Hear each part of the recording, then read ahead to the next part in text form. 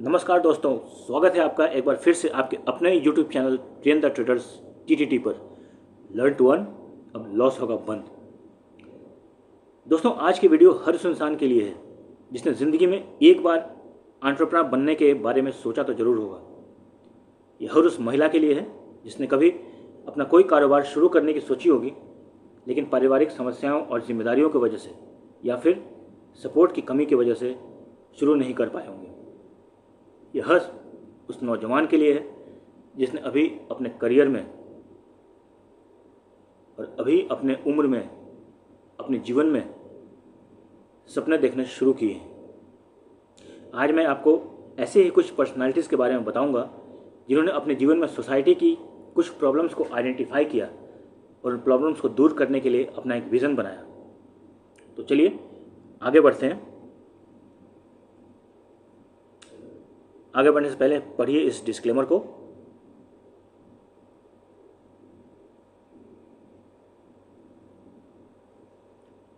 जैसा कि मैंने बताया था कि मैं अपने इस चैनल पर केवल ट्रेडिंग के बारे में नहीं, आपकी साइकोलॉजी, आपकी इन्वेस्टमेंट, बिजनेस, मार्केटिंग, सब कुछ के बारे में धीरे धीरे बताऊंगा। आप लोग बस बने रहिए, आगे अभी बहुत सारे पैकेज आप लोगों के लिए बाकी हैं।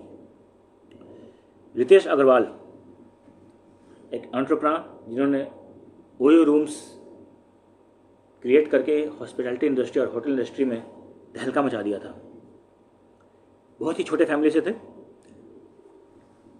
उड़ीसा के कटक के आसपास में एक छोटे से शहर, छोटे से गांव में इनका जन्म हुआ था। इनके पास कोई IIT की डिग्री नहीं थी, कोई IIM की डिग्री नहीं थी।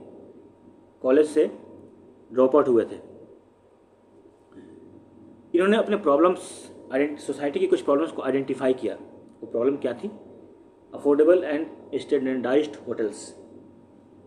कभी भी जब ये बाहर जाते थे तो ये देखते थे कि सोसाइटी में कि हर शहर में रूम्स तो खाली पड़े हुए हैं लोगों के पास में, लेकिन रेंट पर नहीं गए। होटल्स हैं, लेकिन होटल्स में जो फैसिलिटी एक कस्टमर को मिलनी चाहिए, एक गेस्ट को मिलनी चाहिए, वो नहीं मिलती। और हर होटल्स के अपने अलग प्राइस रेंज हैं, हर होटल्स के अपने अलग स्टैंडर्ड्स हैं। सो इन्होंने इस प्रॉब्लम को आइडेंटिफाई किया। इन्होंने देखा कि डिमांड, होटल्स की डिमांड भी है और सप्लाई भी है, लेकिन ज़रूरत थी उसको चैनलाइज करने की, उसको एक जगह पर लाने की जहाँ से कि डिमांड और सप्लाई का जो गैप है वो क्रिएट किया, वो बंद किया जा सके। इसीलिए इन्होंने इस सोल्यूशन निकाला, create a chain that standardized budgets hotels under one brand. And फिर उन्होंने इसका नाम दिया ओयो रूम्स। अब ये इतना आसान नहीं था दोस्तों। इन्होंने अपनी इस जर्नी में काफ़ी स्ट्रगल किए। 19 साल के थे जब इन्होंने अपना एक विज़न क्रिएट किया। इन्वेस्टर्स विश्वास नहीं कर रहे थे कि 19 साल का लड़का ऐसे होटल इंडस्ट्री में कैसे सक्सेसफुल हो सकता है, और इसलिए उन्हें इन्वेस्टर्स नहीं मिल रहे थे। उनके पास लाइफ के सबसे बहुत ही जो बुरे दिन होते हैं उस दौर से वो गुजर रहे थे। कई बार उन्हें भूखा भी रहना पड़ा। लोगों ने कहा 19 साल का लड़का होटल इंडस्ट्री नहीं संभाल सकता। बाउंस बैक और सक्सेस, रेजिलियंस एंड डिटर्मिनेशन। इन्हें अपने विजन पर और अपने प्लान पर पूरा भरोसा था। इन्हें बस ज़रूरत थी एक ब्रेक थ्रू की, एक इन्वेस्टर की जो इनके विज़न को देखकर इन पर विश्वास करके इन्हें कुछ पैसे अपने इनके बिजनेस में लगाने के लिए दे सके। इसके लिए इन्होंने ट्रस्ट बिल्ड किया और फिर इन्हें वो ब्रेक थ्रू मिला, got some funds, and thereafter there is no stopping. इन्होंने अपने आइडिया से पहले इंडिया में और फिर अब्रॉड में अपनी ऐसी छाप छोड़ी। ओयो रूम्स ने ऐसी फैसिलिटीज़ कस्टमर्स को दी जो कि उनके बजट में सूट करती थी। और आज ओयो की जो वैल्यू है वो बिलियंस में है दोस्तों। And Ritesh Agarwal has become one of the youngest billionaires in the world. तो बहुत कुछ सीखने को मिलती है इनके जीवन से। मैंने केवल कुछ इम्पोर्टेंट एस्पेक्ट्स यहाँ पर रखे हैं अगर आप इनके इंटरनेट्स पर इनकी बायोग्राफी पढ़ेंगे तो आपको उससे इनके जीवन से और भी कुछ सीखने को मिलेगा आपकी एंटरप्रेन्योरशिप जर्नी के लिए। नाउ अब हम जो दूसरे पर्सनालिटी की बात करने जा रहे हैं उसके बारे में आपको मैं बताता हूँ। आप सभी लोग कॉफ़ी शॉप में कॉफ़ी पीने तो जाते ही होंगे। कभी आपने ये सोचा है कि कॉफ़ी शॉप बना कैसे, ये ब्रांड आया कैसे और ये इतना बड़ा ब्रांड बना कैसे? केवल कॉफ़ी ही नहीं, अगर आपको अपने जीवन में कुछ करना है तो आपको सोचना पड़ेगा क्यों, कैसे, कहाँ। ये सब कुछ ऐसे सवाल हैं जो आपके जीवन को बदलेंगे और जो आपकी एनर्जी को चैनलाइज करने के काम आते हैं। तो ऐसे ही एक पर्सनालिटी के बारे में अब मैं डिस्कस करूंगा, वह है होवार्ड शुल्ट्ज, जो है स्टारबक्स के ऑनर। अभी एक बहुत ही पुअर फैमिली से थे, ब्रुकलिन न्यूयॉर्क में। फादर एक ट्रक ड्राइवर थे। अगर आप इनकी बायोग्राफी पढ़ेंगे तो पता चलेगा कि इनका जीवन के कई साल इन्होंने ट्रकों पर ही गुजारे हैं, अपने फादर के साथ में आते जाते। अब टर्निंग पॉइंट और ये कहें कि इन्हें कैसे सोचा इन्होंने कि इन्हें क्या करना है और इन्होंने अपना विज़न कैसे क्रिएट किया। आफ्टर कॉलेज के बाद में ये एक सेल्स एग्जीक्यूटिव बने कॉफ़ी मशीन कंपनी में। वहाँ उन्होंने कैफ़े कल्चर नोटिस किया। जब वे किसी एक ट्रिप पर इटली गए थे, इन्होंने देखा कि कैफ़े केवल लोग कॉफ़ी पीने के लिए नहीं आते हैं, वहाँ पर कम्युनिटी बिल्ड करने के लिए आते हैं। They come there to spend their time with their loved ones, with their friends, relatives, to share their ideas. So ऐसा ही एक विज़न लेकर उन्होंने इस कॉफ़ी कल्चर को अमेरिका में लाने की सोची और फिर उन्होंने क्रिएट किया एक brand coffee which is called Starbucks.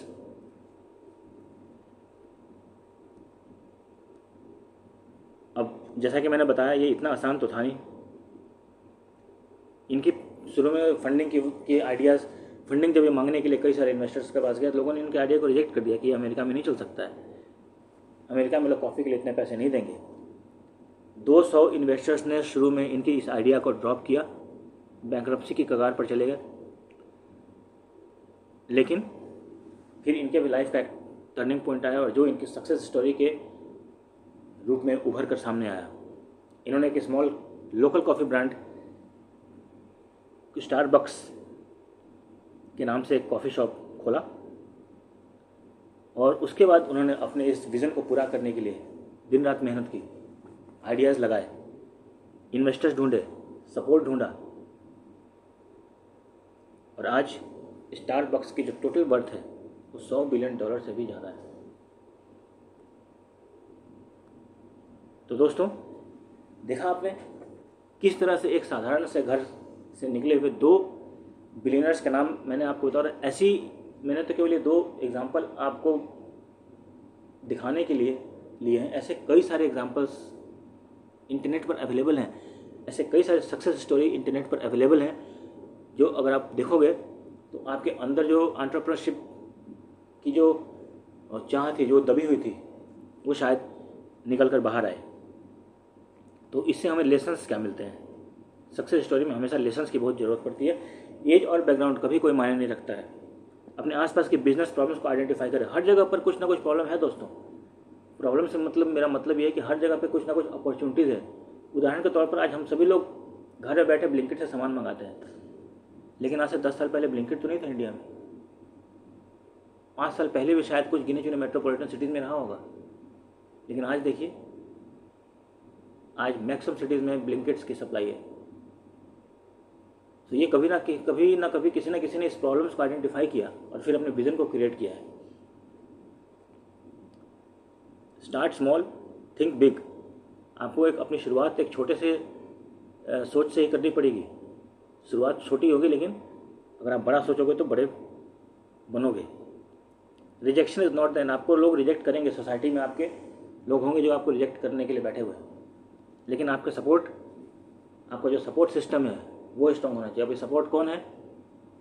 जो लोग जो कि आपके आइडिया को समझते हैं, आपके फ्रेंड्स, आपके रिलेटिव्स, जो आपके इनिशियल सेटिंग अप में आपके आइडिया को समझने में और आपके आइडिया को आगे बढ़ाने में सपोर्ट करेंगे। Believe in your vision like shoals and it is and adept and. आपको अभी ये कोई स्टैंडर्ड नहीं है कि सब लोग कॉफ़ी शॉप ही बनाएं। हर सोसाइटी की, हर लोकेलिटी की अपनी अलग प्रॉब्लम होती है, हर सिटी की अपनी एक अलग प्रॉब्लम है। आपको उस प्रॉब्लम को आइडेंटिफाई करना है और इनोवेट करना है। Risk is the price of growth.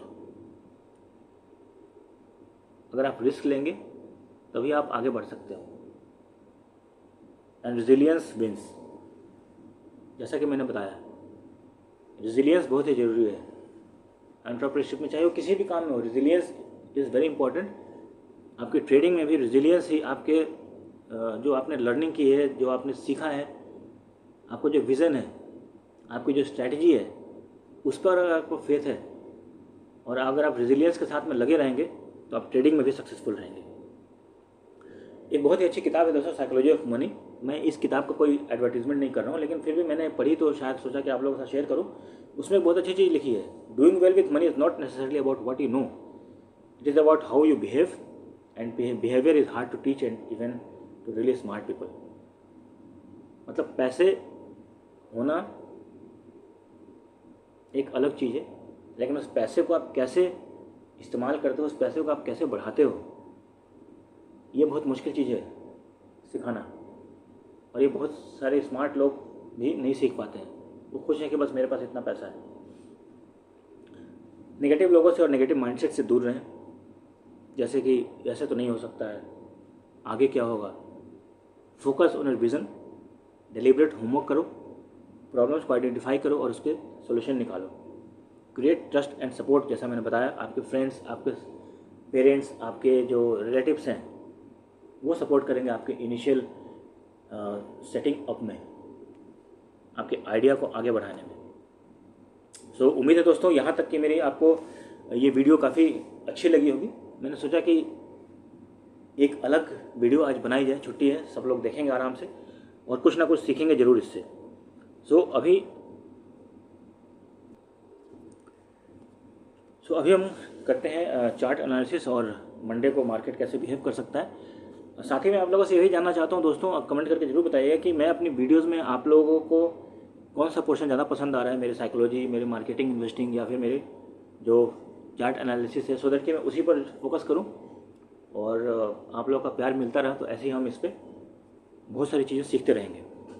तो देखिए, उस दिन मैंने बताया था, देखिए अभी क्या है, ओवरऑल मार्केट का जो सेंटीमेंट है वो साइडवेज टू बुलिश रहने की उम्मीद है अगले हफ्ते।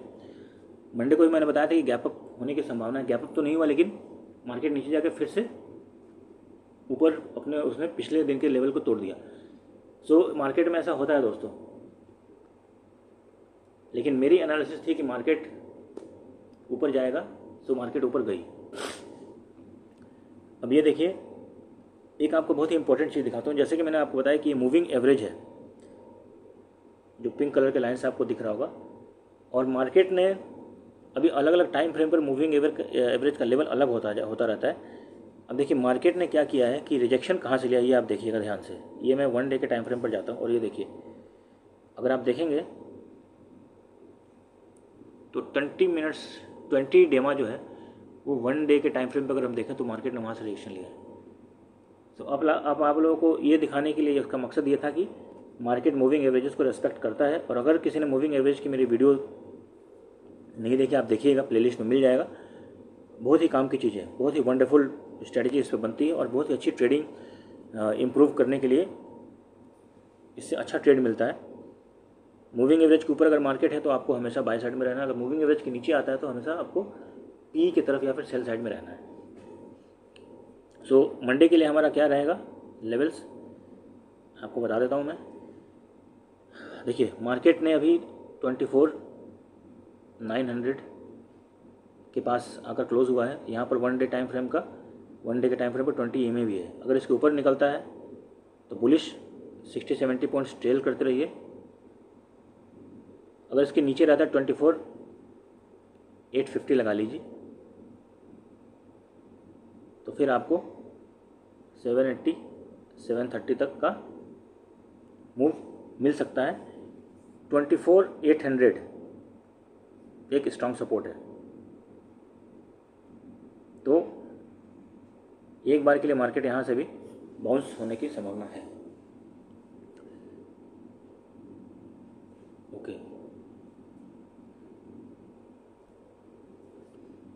ओके निफ्टी बैंक में 55,600,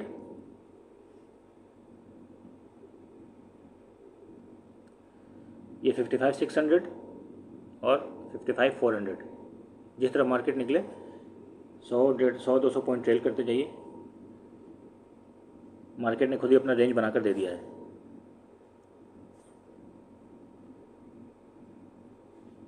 सेंसेक्स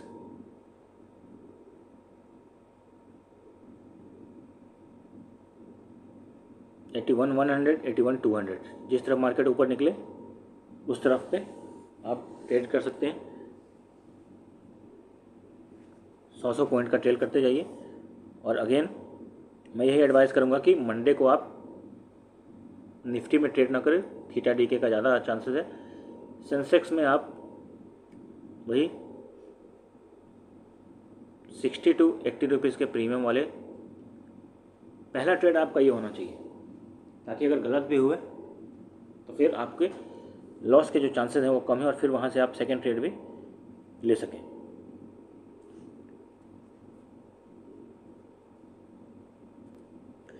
सेंसेक्स में भी देखिए मूविंग एवरेज का रेस्पेक्ट इसने किया है 1 डे के टाइम फ्रेम पर, वहीं से आके इसने रिजेक्शन लिया है।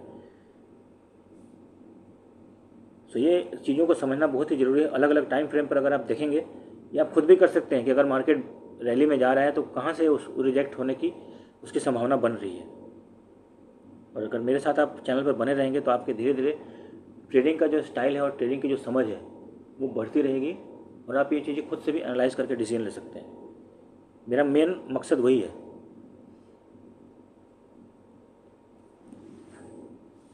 ओके दोस्तों, सो जैसा कि मैंने बताया था कि हमारे जो स्टॉक मार्केट से रिलेटेड क्लासेस, जियो पॉलिटिक्स और उसका impact, marketing and business tips, AI का इस्तेमाल, ये सब कुछ हम एक छोटे से पैकेज में चला रहे हैं। जिसको इंटरेस्ट है वो कॉन्टैक्ट कर सकता है। आपको बहुत सारे ट्रेडिंग स्ट्रेटजीज़, एआई की इस्तेमाल और डेली एनालिसिस देखने को मिलेगी। और ये दिवाली ऑफर है, तो इसलिए अभी हमने दिवाली तक कोई फीस नहीं रखा है, लेकिन केवल सीरियस लर्नर्स ही इसमें जुड़े जो कि सीखना चाहते हैं। वैसे लोग कृपा करके ना जुड़ें जो कि 2 का 4 और 4 का 400 बनाने की उम्मीद से आएंगे। ठीक है दोस्तों, सो बने रहिए और चैनल पर सीखते रहिए। Please do like, subscribe and share, and I would respect your valuable comments, please. So thank you so much for watching. Happy trading, happy learning.